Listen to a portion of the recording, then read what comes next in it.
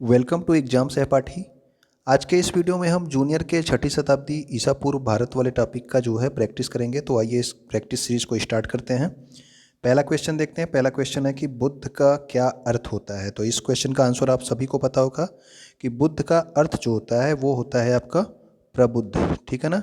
इसका मतलब क्या है कि जो सिद्धार्थ को जब ज्ञान प्राप्त हुआ था तो वो बुद्ध कहलाए थे। तो सिद्धार्थ को कब ज्ञान प्राप्त हुआ, यानी कि गौतम बुद्ध के बचपन का नाम सिद्धार्थ था और उनको 35 वर्ष की उम्र में बोध गया में और बैसाख पूर्णिमा की रात को, ये सभी जो ब्लू कलर के आप देख रहे हैं ये सब एक एक क्वेश्चन है। ठीक है ना। इस रात को पीपल के वृक्ष के नीचे निरंजना नदी के तट पर ज्ञान प्राप्त हुआ था और वो क्या कहलाए थे, बुद्ध कहलाए थे। तो बुद्ध का अर्थ अगर आपसे पूछा जाता है तो उसका अर्थ होता है प्रबुद्ध। और इनको ज्ञान कहाँ प्राप्त हुआ, बोध गया में। किस दिन प्राप्त हुआ, बैसाख पूर्णिमा के दिन। पीपल के वृक्ष के नीचे प्राप्त हुआ और किस नदी के तट पर, निरंजना नदी के तट पर। ठीक है ना। तो ये सारे जो है डिटेल्स आप याद रखेंगे इससे संबंधित। ठीक, अगले क्वेश्चन की ओर हम लोग चलते हैं। क्वेश्चन नंबर 2 की ओर। प्राचीनतम जैन साहित्य के प्रमाण कहाँ पे मिलते हैं। तो प्राचीनतम जैन साहित्य के प्रमाण आपसे पूछा जाएगा किस अभिलेख में मिलते हैं, जूनागढ़ में, हाथी गुम्फा में, एरण या फिर भीतरी अभिलेख में। तो जैन सन्यासी का जो प्रमाण मिलता है वो आपको मिलता है हाथी गुम्फा अभिलेख में। ठीक है ना। तो ये वाला क्वेश्चन का आंसर आप याद रखेंगे कि प्राचीनतम जैन सन्यासी का प्रमाण मिलता है आपके हाथी गुम्फा अभिलेख में। अगला क्वेश्चन है आपकी जैन धर्म के प्रथम तीर्थंकर कौन थे। तो प्रथम तीर्थंकर का नाम जो है आप लोग क्लियर होगा पहले से। ये हैं आपके कौन, ऋषभ देव। ठीक है ना। तो ऋषभ देव हैं ये आपके जैन धर्म के प्रथम तीर्थंकर हैं और ऋषभ देव को आदिनाथ भी कहा जाता है। ये वाला नाम भी इनका आप याद रखेंगे कि ऋषभ देव का जो है एक और नाम आदिनाथ भी है।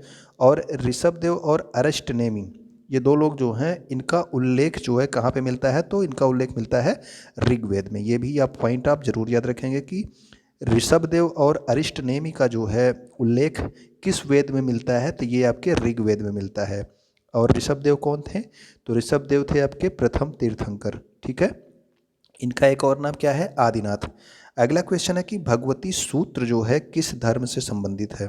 तो इसका आंसर आप देंगे बौद्ध धर्म, जैन धर्म या फिर ब्राह्मण धर्म या फिर उपयुक्त में से कोई नहीं। तो जो भगवती सूत्र है ये आपके जैन धर्म से संबंधित है। और एक जो है ये भी अलग अलग दो क्वेश्चन है कि जो 23वें तीर्थंकर हैं वो कौन है। तो 23वें तीर्थंकर आप याद रखेंगे कौन है, पार्श्वनाथ हैं। और एक क्वेश्चन ये भी पूछा जाता है कि इनका जन्म कहाँ पे हुआ था। तो जो पार्श्वनाथ थे इनका जन्म हुआ था वाराणसी में। ये काशी नरेश के जो है पुत्र थे। ठीक है ना। तो पार्श्वनाथ का जन्म आप याद रखेंगे कहाँ पे, वाराणसी। और ये 23वें तीर्थंकर थे। और 24वां तीर्थंकर आपसे पूछा जाता है या फिर अंतिम तीर्थंकर कौन था। जैन धर्म में कुल कितने तीर्थंकर हुए हैं, कुल जो है 24 तीर्थंकर हुए हैं जैन धर्म में। जिनमें से जो 24वां तीर्थंकर है वो आप जानते होंगे नाम, जो सबसे जैन धर्म का सबसे जो है फेवरेट नाम है, यानी कि सबसे पॉपुलर नाम है, वो आपका महावीर स्वामी। और महावीर स्वामी का जन्म जो है कहाँ पे हुआ था, तो वो आपको पता होगा वैशाली के निकट कुंड ग्राम में। अब आप लोग कमेंट करके ये बताएंगे कि इनकी मृत्यु कहाँ पे हुई थी। ठीक है ना। इनकी मृत्यु आप कमेंट करके बताएंगे किस जगह पे हुई थी। इस क्वेश्चन को मैंने इस सीरीज में नहीं शामिल किया है, इसका आंसर आप बताएंगे। ठीक, अब आप अगले क्वेश्चन की ओर चलते हैं। अगला क्वेश्चन है कि महावीर स्वामी को सर्वोच्च ज्ञान कैवल्य की प्राप्ति कहाँ हुई थी। तो ये कैवल्य क्या होता है, ये जो कैवल्य की प्राप्ति है ये जो जैन धर्म में जो जब इनको प्राप्त हुआ, महावीर स्वामी को ज्ञान प्राप्त हुआ तो उसको क्या कहा गया, कैवल्य। और ये ज्ञान प्राप्त होने के बाद महावीर स्वामी को केवलीन कहा गया। ठीक है ना। तो ये जो है सर्वोच्च ज्ञान कैवल्य की प्राप्ति हुई थी इनको जृंभिक ग्राम में। ये ऑप्शन नंबर डी है आपका, जृंभिक ग्राम। तो इस जगह पे जो है महावीर स्वामी को कैवल्य की प्राप्ति हुई थी। तो देखिए इनका भी आप पूरा ये चीज़ देख लीजिए कि जृंभिक ग्राम में जो है इनको कैवल्य की प्राप्ति हुई थी 12 वर्षों की कठोर साधना के पश्चात। जृंभिक ग्राम के समीप ऋजुपालिका नदी। अब देखिए अभी आपने जो है बौद्ध धर्म में पढ़ा था, तो अब अभी आपको याद ही होगा कि अभी आपने क्या पढ़ा था, बौद्ध धर्म में किस नदी के किनारे महात्मा बुद्ध को ज्ञान प्राप्त हुआ था, वो आप कमेंट करके बताएंगे। और महावीर स्वामी के बारे में आप याद रखेंगे कि जृंभिक ग्राम के समीप ऋजुपालिका नदी के तट पर साल वृक्ष के नीचे। गौतम बुद्ध को किस वृक्ष के नीचे प्राप्त हुआ था, अभी आप पढ़ चुके हैं, वो आप कमेंट करके बताइए। ठीक, और कैवल्य की इनको प्राप्ति हुई। ठीक है। तो इनके लिए आप याद रखेंगे ऋजुपालिका नदी के तट पर और साल वृक्ष याद रखेंगे। ठीक है ना। साल वृक्ष याद रखेंगे किससे, जैन धर्म से संबंधित महावीर स्वामी के लिए, ठीक है ना। तो जृंभिक ग्राम याद रखेंगे, तो इस जगह पे इनको कैवल्य की यानी कि ज्ञान की प्राप्ति हुई थी महावीर स्वामी को। अब दो जो हैं ये आपके हैं कि स्यादवाद अथवा फिर अनेकांतवाद, ये इसको बोला जाता है, इसी को स्यादवाद या अनेकांतवाद का संबंध किस धर्म से है।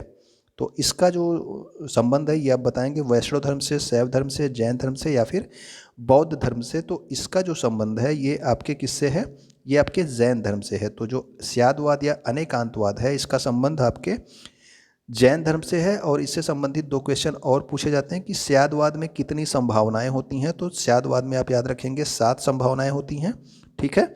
और यह जो है मतलब कि स्यादवाद का संबंध किससे है, तो स्यादवाद किससे जुड़ा हुआ है, ये आपके न्याय से जुड़ा हुआ है, ठीक है ना। या फिर ये आपसे क्वेश्चन पूछा जाएगा कि स्यादवाद किससे जुड़ा हुआ है, तो ये भी आप याद रखेंगे स्यादवाद जो है ये न्याय से जुड़ा हुआ है।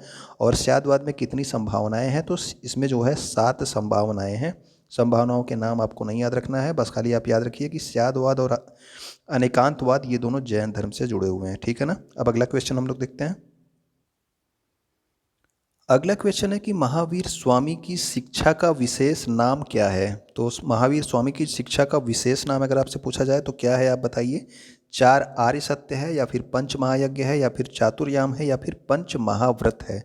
तो जो महावीर की जो शिक्षाएं हैं इन जो है मतलब कि पहले से ये कुछ शिक्षाएं चली आ रही थी, महावीर स्वामी ने इसमें एक शिक्षा को और जोड़ के इसको पंच महाव्रत नाम दिया था। तो ये पंच महाव्रत है, इसका ऑप्शन नंबर डी सही है, ठीक है ना। इसका ऑप्शन नंबर डी सही है। तो इसमें जो है जो डिटेल है आप देखिए, पंच महाव्रत कौन कौन से हैं। तो जो पंच महाव्रत हैं ये आपके हैं सत्य, अहिंसा, अस्तेय, अपरिग्रह और ब्रह्मचर्य, ठीक है ना। तो ये आपके जो है पंच महाव्रत हैं।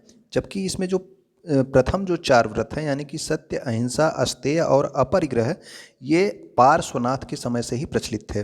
लेकिन महावीर ने इसमें 5वां महाव्रत जोड़ा जो कि ब्रह्मचर्य है। तो एक क्वेश्चन आपसे ये भी अलग से पूछा जाता है कि महावीर ने पंच महाव्रत में कौन से व्रत को जोड़ा। तो आप याद रखेंगे ये ब्रह्मचर्य व्रत को किसने जोड़ा है, ये जोड़ा है महावीर स्वामी ने।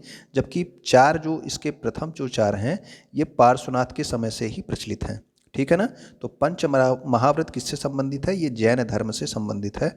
अगला क्वेश्चन हम लोग देखेंगे क्वेश्चन नंबर 8 के बारे में कि प्रथम जैन संगीति कहाँ हुई थी। तो प्रथम जैन संगीति आप जानते हैं कहाँ पे हुई थी, राजगृह में, पाटलिपुत्र में, वल्लभी में या फिर वैशाली में। तो इसका जो है कि प्रथम जैन संगीति तो ये आपके कहाँ पे हुई थी, ये हुई थी आपके पाटलिपुत्र में, ठीक है ना। और इसकी अध्यक्षता किसने की थी, ये भी क्वेश्चन बन जाता है कि प्रथम जैन संगीत की अध्यक्षता किसने की थी। तो ये आप याद रखेंगे स्थूलभद्र ने प्रथम जैन संगीत की अध्यक्षता की थी, ठीक है ना। और ये जैन संगीति हुई कहाँ थी, तो ये जैन संगीति हुई थी पाटलिपुत्र में। अगला क्वेश्चन पे अब आप आते हैं क्वेश्चन नंबर 9 में, कौन सा धर्म त्रिरत्न में विश्वास करता है। ठीक है, अगर त्रिरत्न के बारे में आपसे आएगा तो आपको आंसर में बौद्ध धर्म, जैन धर्म, वैष्णव धर्म और शैव धर्म आपको मिला है। तो आप जो है बौद्ध धर्म, कई लोग कंफ्यूज हो जाते हैं, बौद्ध धर्म लगा देते हैं। बौद्ध धर्म में भी त्रिरत्न है, बुद्ध धर्म, संघ। लेकिन अगर आपसे क्वेश्चन में इस तरह से पूछा जाए कि कौन सा धर्म त्रिरत्न में विश्वास करता है, तो इसका जो आंसर होगा ये हमेशा आप लोग जैन धर्म ही लगाएंगे, भले ही ऑप्शन में आपको बौद्ध धर्म मिले। ठीक है ना, तो ये वाली गलती आप मत करना। त्रिरत्न जो है ये आपके जैन धर्म में है। ठीक है ना, इसका जो है आप लोग अंतर क्लियर कर लेना। इसमें कौन कौन से जो त्रिरत्न है वो कौन कौन से हैं जैन धर्म के, ये है सम्यक ज्ञान, सम्यक दर्शन और सम्यक आचरण। ठीक है ना, सम्यक दर्शन, सम्यक ज्ञान और सम्यक आचरण, ये आपके त्रिरत्न हैं किसके, जैन धर्म के। ठीक है ना, अब हम लोग क्वेश्चन नंबर 10 की ओर आते हैं। क्वेश्चन नंबर 10 को देखते हैं। जैन धर्म के गुरुओं ने किस भाषा को अपने धर्मोपदेश के प्रचार का माध्यम बनाया, यानी कि जैन धर्म का प्रचार किस भाषा में किया गया, इस तरह से भी आपसे क्वेश्चन पूछा जाता है। तो इसका ऑप्शन अब क्या होगा, पाली होगा, प्राकृत होगा, संस्कृत या फिर बंगाली। तो ये जो जैन धर्म है इसका जो प्रचार हुआ था ये किस भाषा में हुआ था, ये हुआ था आपके प्राकृत भाषा में। ठीक है ना, लेकिन जो है स्पेशली अगर आपसे क्वेश्चन पूछा जाए कि महावीर जैन ने जो है अपना प्रवचन किस भाषा में दिया, तो वो दिया है अर्धमागधी भाषा में। ठीक है ना, महावीर जैन ने अपना प्रवचन अर्धमागधी भाषा में दिया है। जबकि आपसे पूछा जाए कि जैन धर्म का धर्मोपदेश का प्रचार जो है किस भाषा में किया गया, जैन धर्म का प्रचार किस भाषा में किया गया, तो वो उसका ऑप्शन आप क्या लगाएंगे, प्राकृत। ठीक है, महावीर जैन से संबंधित अगर पूछा जाएगा कि उन्होंने अपना प्रवचन किस भाषा में दिया, तो वो होगा आपका अर्धमागधी भाषा में। ठीक है, क्वेश्चन नंबर 11 की ओर देखते हैं। गौतम बुद्ध का जन्म कहाँ हुआ था? ये आपका सबसे सिंपलेस्ट क्वेश्चन है। तो ये आपके कपिलवस्तु में, लुम्बिनी में, सारनाथ में या फिर इलाहाबाद में। तो इलाहाबाद में तो हुआ नहीं था, सारनाथ में उपदेश दिया था। तो इनका जो जन्म हुआ था वो हुआ था लुम्बिनी, नेपाल में। ठीक है ना। तो गौतम बुद्ध का जन्म कहाँ पे हुआ था? तो इनका जन्म हुआ था लुम्बिनी, नेपाल में। इसके अलावा जो है कुछ फैक्ट आप याद रखेंगे कि इनका जन्म जो है 563 ईसा पूर्व में हुआ था और इनकी मृत्यु कब हुई थी? 483 ईसा पूर्व में। ठीक है ना। ये वाला पॉइंट, ये भी अलग अलग क्वेश्चन आपसे पूछे जाते हैं। इनके पिता का नाम पूछा जाता है आपसे और किस गढ़ के राजा थे ये भी। तो इनके पिता का नाम शुद्धोधन था और ये शाक्य गढ़ के राजा थे। माता का नाम पूछा जाता है और माता किस वंश की थी ये भी क्वेश्चन पूछा जाता है। तो माता जो है ये इनकी महामाया या फिर माया देवी जो है इनका नाम था। ठीक है ना। या तो आपको लिखा होगा माया देवी या फिर आपका महामाया। तो ये इनकी माता का नाम था और ये कोलीय वंश की जो है थी। ठीक है ना। इनकी माता कोलीय वंश की थी। इनका पालन पोषण किसने किया बचपन में? ये भी क्वेश्चन पूछा जाता है। तो ये इनका पालन पोषण किया प्रजापति गौतमी। ठीक है ना, प्रजापति गौतमी ने किया। इनकी पत्नी कौन थी ये भी क्वेश्चन आता है। तो इनकी पत्नी का नाम था यशोधरा और वो भी आपकी शाक्य गढ़ की राजकुमारी थी और जो है शाक्य कुल की राजकुमारी थी। उसके बाद आपका पुत्र जो है इनका कौन था? ये वाला क्वेश्चन तो मुझे नहीं लगता कहीं पूछा गया, लेकिन पूछ सकता है। तो पुत्र जो है इनके राहुल थे। ठीक है ना। इनके पुत्र का नाम क्या था? राहुल था। ठीक। अब हम लोग, और इनकी मृत्यु कहाँ पे हुई थी? जैसे 483 ईस्वी में इनकी मृत्यु हुई, तो किस जगह पे हुई थी? तो मृत्यु हुई थी इनकी कुशीनगर में। ठीक है ना। तो ये वाले सारे पॉइंट आप याद रखेंगे। अब हम लोग क्वेश्चन नंबर 12 की ओर चलते हैं।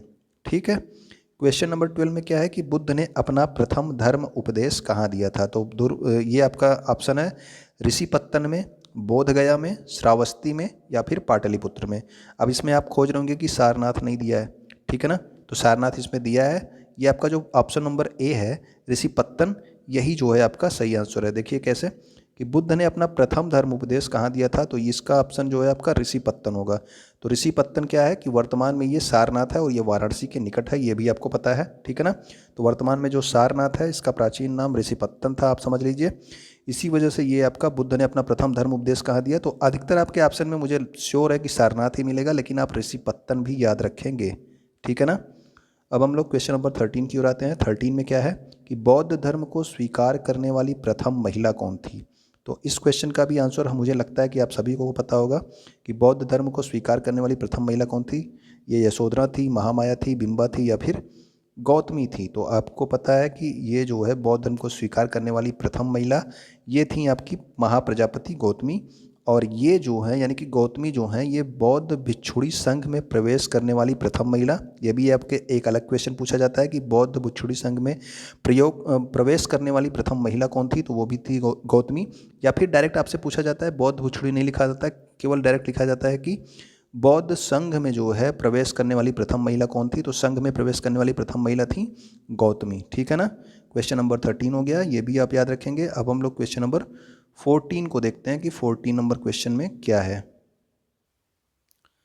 तो अगला क्वेश्चन है कि निम्नलिखित में से किस अभिलेख में गौतम बुद्ध के शरीर अवशेषों पर स्तूप निर्माण का प्रमाण मिलता है? तो ये आपके जो है महास्थान अभिलेख, पिपरावा अभिलेख, लुम्बिनी अभिलेख या फिर सारनाथ अभिलेख।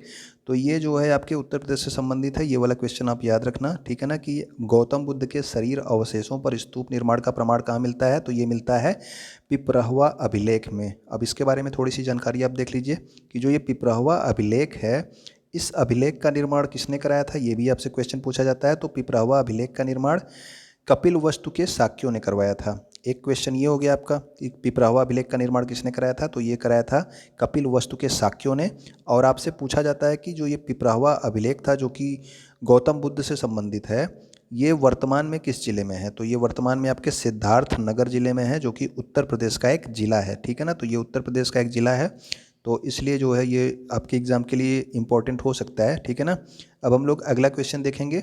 अगला क्वेश्चन है कि त्रिपिटक निम्नलिखित में से किससे संबंधित है? तो त्रिपिटक आप जानते हैं किससे संबंधित है, कौन से धर्म से? वैष्णव से, बौद्ध से, जैन से या फिर आजीवक संप्रदाय से? तो आप जानते हैं कि त्रिपिटक जो है ये आपके बौद्ध धर्म से संबंधित है। सॉरी, तो बौद्ध धर्म से संबंधित है। तो बौद्ध में जो है कौन कौन सी चीज़ें होती हैं? एक तो होता है सुत्त पिटक, एक होता है विनय पिटक और एक आपका अभिधम्म पिटक। मैं ये सोच रहा था त्रिरत्न। ठीक है ना। त्रिरत्न के बारे में क्वेश्चन आएगा, तो आपको ऊपर बताया गया है त्रिरत्न जो हैं आपको किससे संबंधित हैं, वो आपसे जैन धर्म से संबंधित है, ठीक है ना। स्पेशली अगर आपसे बौद्ध धर्म के कौन कौन से त्रिरत्न हैं वो आपको नीचे मैंने क्वेश्चन लिया हुआ है, वो मैं आपको बताऊंगा, ठीक है ना। तो अगर लेकिन अगर त्रिपिटक है, ठीक है, ये वाला आप याद रखना, त्रिपिटक जो है ये बौद्ध धर्म से संबंधित है, और त्रिरत्न जो है वो किससे संबंधित है, त्रिरत्न आपके जैन धर्म से संबंधित है। तो ये जो त्रिपिटक हैं ये कौन कौन से त्रिपिटक होते हैं बौद्ध धर्म में, एक तो होता है सुत्त पिटक, दूसरा है विनय पिटक, और तीसरा है आपका अभिधम्म पिटक। और इनसे ये भी क्वेश्चन पूछा जाता है कि सुत्त पिटक में क्या है, विनय पिटक में क्या है, और अभिधम्म पिटक में क्या है। तो ये भी हम लोग देख लेते हैं कि जो सुत्त पिटक है, ठीक है ना, सुत्त पिटक में बुद्ध के उपदेश दिए गए हैं, ठीक, बुद्ध के उपदेशों को जो है सुत्त पिटक में जो है रखा गया है। और जो इनका विनय पिटक है और ये जो त्रिपिटक है ना, ये सभी बौद्ध धर्म ग्रंथ हैं, ये भी याद रखना कि ये सभी जो है बौद्ध के धर्म ग्रंथ हैं, ठीक, ये भी आप याद रखेंगे कि बौद्ध के धर्म ग्रंथ हैं ये सब। सुत्त पिटक में जो है बुद्ध के उपदेश, ये भी क्वेश्चन बहुत बार पूछा गया, आप बस खाली इसको याद कर लेना कि किस में क्या है। विनय पिटक सबसे ज़्यादा बार विनय पिटक पूछा गया, तो विनय पिटक में भिक्षुओं के संघ और दैनिक जीवन संबंधी आचरण और नियम जो हैं किस में दिए गए हैं, वो दिए गए हैं विनय पिटक में। और अभिधम्म पिटक में बौद्ध दर्शन दिया गया है, ठीक है ना। तो अधिकतर जो है सबसे ज़्यादा विनय पिटक, फिर अभिधम्म पिटक के बारे में पूछा गया है, सुत्त पिटक भी आप याद रख लीजिएगा, ठीक है। तो विनय पिटक में क्या है, भिक्षुओं के जो है संघ और दैनिक जीवन संबंधी जो आचार विचार और नियम हैं वो किस में दिए गए हैं, वो विनय पिटक में दिए गए हैं। अभिधम्म पिटक में बौद्ध दर्शन है, और सुत्त पिटक में बुद्ध के उपदेश दिए गए हैं, ठीक है ना। क्वेश्चन नंबर 16 के बारे में आप देखते हैं कि बुद्ध की आकृति उत्कीर्ण है, बताइए किसके सिक्कों पर बुद्ध की आकृति उत्कीर्ण है, समुद्रगुप्त के, हर्ष के, कनिष्क के, या फिर जो है स्कंदगुप्त के सिक्कों पर। तो इसका जो ऑप्शन का आंसर होगा वो होगा आपके कनिष्क प्रथम के सिक्कों पर जो है बुद्ध की आकृति उत्कीर्ण है, ठीक है ना। तो कनिष्क के सिक्कों पर बुद्ध की आकृति उत्कीर्ण है। और आपको बताया गया था कि विम कैडफिसस जो कि कुषाण वंश का शासक था, उसने सबसे पहले सोने के सिक्के चलाए थे, ठीक है ना। सर्वाधिक शुद्ध प्रकार के जो सोने के सिक्के थे वे विम कैडफिसस ने ही चलवाए थे, जो कि कुषाण वंश का एक राजा था, ठीक है। तो कनिष्क के सिक्कों पर बुद्ध का जो है आकृति उकेरी गई है। क्वेश्चन नंबर 17 के बारे में हम लोग देखेंगे अब। अगला क्वेश्चन, भारतीय कला में बुद्ध के जीवन की किस घटना का चित्रण चक्र द्वारा हुआ है, या फिर आपसे पूछा जाता है ये चक्र की जगह पे क्या लिखा होता है, धर्म चक्र, ठीक है ना। तो किस घटना का, क्योंकि देखिए जो बुद्ध के जन्म में जो घटनाएं हुई हैं उनके संबंधित जो है एक एक चिन्ह जो है बना दिए गए हैं। तो धर्म चक्र जो चित्रण है ये बुद्ध की किस घटना से जुड़ा है, अब बताइए, प्रथम उपदेश से है, महाभिनिष्क्रमण से है, निर्वाण से है, तो या फिर गृह त्याग से। तो इसका आंसर है आपका प्रथम उपदेश, ठीक है ना। तो जो धर्म चक्र है, धर्म चक्र जो आपका दिया गया है वो किससे संबंधित है, ये आपके प्रथम उपदेश से संबंधित है, ठीक है ना। तो प्रथम उपदेश से संबंधित है आपका बुद्ध के जीवन की जो घटना, यानी कि प्रथम उपदेश की जो घटना है वो उसका जो है संबंध किससे संबंधित किया गया है, वो आपके चक्र से संबंधित किया गया है। चक्र एक प्रतीक बनाया गया है। अब इसमें हम यहाँ पे एक लिस्ट दे रहे हैं, ठीक है, आप लोग स्क्रीनशॉट ले लीजिएगा। ये भी आपके लिए इंपॉर्टेंट होगा। जैसे जन्म के लिए जो है कमल प्रतीक का यूज किया गया। अभी जो क्वेश्चन में था वो था प्रथम उपदेश, ये जो है आपके धर्म चक्र यानी या फिर चक्र जो है इसका प्रतीक है। ज्ञान प्राप्ति का जो प्रतीक है ये आपका पीपल है या फिर बोधि वृक्ष है। गृह त्याग का जो प्रतीक है वो आपका घोड़ा है। निर्वाण का जो है प्रतीक है, ये भी क्वेश्चन पूछा जाता है, तो ये इसका है निर्वाण का प्रतीक पद चिन्ह। और मृत्यु का प्रतीक क्या है, तो मृत्यु का प्रतीक है स्तूप, ठीक है ना। ये वाला आप जो है स्क्रीनशॉट ले लेंगे और अपना जो है याद कर लेंगे इसको, किस तरह से चीज़ें हो सकता है आगे दूसरे प्रतीक आपसे पूछ लिए जाएं। निम्नलिखित में से कौन सा बौद्ध धर्म के त्रिरत्नों में से नहीं है। अब स्पेशली अगर आपसे बौद्ध धर्म के त्रिरत्न पूछे जाएंगे तो वो आपको पता होना चाहिए कि बुद्ध है, धम्म है और संघ है। ये तीन जो है आपके बौद्ध धर्म के त्रिरत्न हैं। अगर आपसे डायरेक्ट ये पूछा जा रहा है कि त्रिरत्न किस धर्म से संबंधित हैं और ऑप्शन में आपको जैन धर्म मिल रहा है, तो हमेशा जो है उसका सही आंसर क्या होगा, जैन धर्म ही होगा, ठीक है ना। जैन धर्म अगर आपको नहीं मिल रहा है ऑप्शन में आपको, तब आप बौद्ध धर्म को लगा सकते हैं, ठीक है ना। तो त्रिरत्न जो है स्पेशली अगर आपसे पूछा जाए कि बौद्ध धर्म के कौन कौन से त्रिरत्न हैं, तो वो आपके बुद्ध है, धम्म है और संघ है, ठीक है ना। आइए आगे बढ़ते हैं। देखिए तो बौद्ध धर्म के जो इसमें जो इसका जो सही ऑप्शन था, मतलब इसमें कौन सा नहीं है पूछा था, तो इसमें अहिंसा नहीं होगा, ठीक है। तो बौद्ध धर्म के त्रिरत्न कौन से हैं, बुद्ध है, धम्म है और संघ है, ये आपको पता है। अब क्वेश्चन नंबर 19 की ओर देखते हैं। तो 19 में क्या है कि गौतम बुद्ध के जन्म स्थल की पुष्टि किसके अभिलेख से होती है। तो ये आपको पता होगा कि गौतम बुद्ध का जन्म स्थल क्या था, लुम्बिनी नेपाल था, ठीक है ना। और इसकी पुष्टि जो है कौन से अभिलेख यानी कि किसके अभिलेख से होती है, तो ये जो है कौन सा था, अशोक का अभिलेख या फिर समुद्रगुप्त का या फिर हर्षवर्धन का या फिर पुलकेशिन द्वितीय का। तो आपको पता होगा कि इनकी जो अभिलेख की इनकी जन्म की जो पुष्टि है ये अशोक के रुमिन देवी अभिलेख से हुई है, ठीक है ना। तो अशोक का रुमिन देवी अभिलेख जो है कहाँ पे है ये आप कमेंट करके बताना, ठीक है। ये आप कमेंट करके बताना अशोक का रुमिन देवी अभिलेख, और समुद्रगुप्त का अभिलेख कहाँ पे है ये भी आप बताएंगे, ठीक है ना। समुद्रगुप्त का अभिलेख कहाँ पे है ये भी आप बताएंगे। अब हम लोग देखेंगे क्वेश्चन नंबर 20 की ओर। क्वेश्चन नंबर 20 में क्या है कि किस बौद्ध संगीत में बौद्ध धर्म की हीनयान और महायान शाखाओं का उदय हुआ। तो हमेशा जो है बौद्ध संगीति आपका इंपॉर्टेंट होता है। इसको मैंने अलग अलग क्वेश्चन न बना के एक जो है टेबल फॉर्म में इसको लिया है, अभी मैं आपको दिखाऊंगा। तो आप लोग स्क्रीनशॉट ले लीजिएगा और उस टेबल को कायदे से याद कर लीजिएगा, ठीक है ना, क्योंकि हमेशा बौद्ध संगीति से क्वेश्चन आपसे पूछ लिए जाते हैं। बौद्ध संगीति इंपॉर्टेंट है। तो इसमें जो है किस बौद्ध संगीति में जो है हीनयान और महायान शाखाओं का उदय हुआ, तो ये आपकी कौन सी थी, ये आपकी चौथी जो है बौद्ध संगीत थी जिसमें हीनयान और महायान शाखाओं का उदय हुआ, ठीक है ना। तो ये आपको जो है ये आपका एक टेबल बना दिया गया है। ये टेबल का जो है आप क्या करेंगे, ये टेबल का आप लोग स्क्रीनशॉट ले लेंगे। ये प्रमुख बौद्ध संगीतियाँ हैं, ठीक है ना। तो इसका स्क्रीनशॉट ले लेंगे तो इसमें सारी बौद्ध संगीतियाँ हैं, ठीक। तो इससे जो है आपको जो है एक आइडिया मिल जाएगा, क्योंकि देखिए प्रथम जो बौद्ध संगीति हुई थी वो हुई थी राजगृह में, और इसका नेतृत्व किसने किया था, यानी कि ये इस समय जो राजा था वो आपका अजातशत्रु था। इसका अध्यक्ष कौन था, तो वो आपके महाकश्यप थे, ठीक है ना। और आपका इसका परिणाम क्या हुआ कि इसमें सुत्त पिटक, विनय पिटक इनकी जो है रचना हुई। उसके बाद जो है दूसरा जो बौद्ध संगीति, ये सारे बौद्ध संगीति पूछे गए हैं कहाँ पे हुए हैं, किसके शासनकाल में हुए हैं, अलग अलग एग्जाम्स में, ठीक है ना। तो इससे एक क्वेश्चन आप लोग समझ ही लीजिए कि इससे एक क्वेश्चन आपको बनना ही है। और आपका इसके अध्यक्ष कौन थे, ठीक है ना। और इसमें जो है आपका उपाध्यक्ष भी पूछा जाता है चतुर्थ बौद्ध संगीति में। तो चतुर्थ बौद्ध संगीति का जो उपाध्यक्ष था वो था अश्वघोष, उसका अध्यक्ष कौन था, वसुमित्र। अधिकतर ये वाला सबसे ज़्यादा पूछा जाता है चतुर्थ वाला, ठीक है ना, लेकिन पूछे सभी गए हैं, मैंने देखा है इसको एग्जाम में। और अभी जो क्वेश्चन पूछा है वो है आपका हीनयान और महायान संप्रदाय का विभाजन कब हुआ, तो ये आपके कब हुआ था, चतुर्थ बौद्ध संगीति में, ठीक है ना। तो इसका स्क्रीनशॉट आप ले लेंगे, ठीक है, और इसको कायदे से आप ध्यान से देख लेंगे, क्योंकि अगर मैं चाहता तो इसमें कम से कम 10 क्वेश्चन और बना सकता था, लेकिन मैंने उसे नहीं बनाया और इसे आपके सामने एक टेबल के रूप में प्रस्तुत किया, ताकि आपको जो है आसानी से ये कम समय में यहाँ पे वीडियो देखने में कम समय लगे और आपको चीज़ें याद हो जाएं, ठीक है ना। अब जो है आपका इस वीडियो में इतना ही। उम्मीद करता हूँ कि चीज़ें आपको पसंद आई होंगी। तो आप कमेंट करके मुझे बताएंगे ज़रूर, और वीडियो लाइक कर दिया कीजिए और वीडियो पे कमेंट भी कर दिया कीजिए। दोस्तों के पास शेयर कर देंगे तो वीडियो जो है कुछ और लोग भी मेरा देखेंगे, ठीक है ना। तो चैनल थोड़ा सा ग्रोथ होगा, वरना फिर जो है आप लोगों को फ़ायदा हो ही रहा है। वीडियो देखने के लिए आपका बहुत बहुत धन्यवाद।